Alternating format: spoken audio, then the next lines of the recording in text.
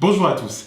Cette séquence est la deuxième vidéo d'une série consacrée aux achats impulsifs et compulsifs. Si la première vidéo, la version soft, ne vous a pas suffi, eh bien, bienvenue dans cette deuxième version, la version hard.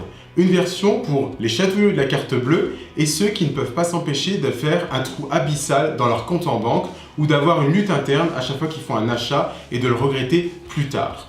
Alors, prenez votre courage à deux mains, accrochez-vous, c'est parti.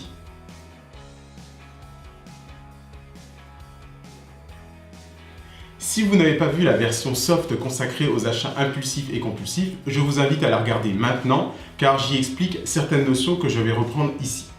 Mais tout de suite, les 5 clés qui vous permettront de maîtriser les achats impulsifs ou compulsifs.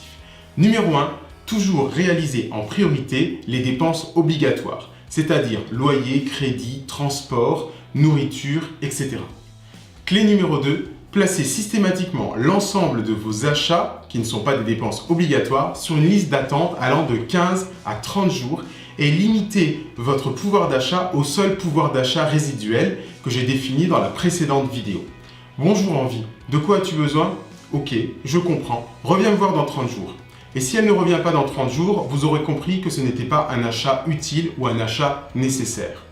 Numéro 3, remplacez le débit différé de votre carte bancaire par un débit immédiat. Comme ça, plus de mauvaises surprises et un état de votre compte bancaire en temps réel. Numéro 4, annulez votre découvert autorisé. En effet, c'est en fait un parachute mais en même temps une prison dorée. À chaque fois que vous en avez besoin, que vous y avez recours, c'est que vous avez eu une mauvaise gestion de votre argent. Et de plus, à chaque fois que vous l'utilisez, votre banque vous retombe dessus avec des frais supplémentaires. Le fait de l'annuler va vous permettre et va surtout vous obliger à vous limiter dans vos dépenses et à suivre un rythme de vie qui est cohérent avec vos revenus, vos rentrées d'argent. Numéro 5 et dernière clé, ça va peut-être paraître aberrant à certains d'entre vous ou évident, mais faites vos comptes régulièrement. Ayez toujours à l'esprit, à un instant T, la situation de vos finances, l'état de votre compte en banque. Comme ça, vous n'avez pas de surprise et vous n'engagez pas des dépenses alors que vous n'avez plus l'argent nécessaire pour assumer celle-ci. Voilà, je viens de vous donner 5 clés qui devraient vous permettre d'avoir une situation financière plus sereine.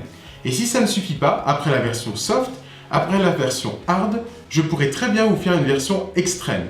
Mais on verra ça le moment venu si vous en avez besoin et je regarderai attentivement vos commentaires et vos retours d'informations. En attendant, je vous invite à prendre la décision et à passer à l'action. C'est la fin de cet épisode. Je vous remercie de m'avoir suivi. Si cela vous a plu, abonnez-vous, partagez, laissez un commentaire, chaque action compte. On se retrouve très bientôt pour un nouvel épisode inspiré et motivant. Et d'ici là, passez à l'action.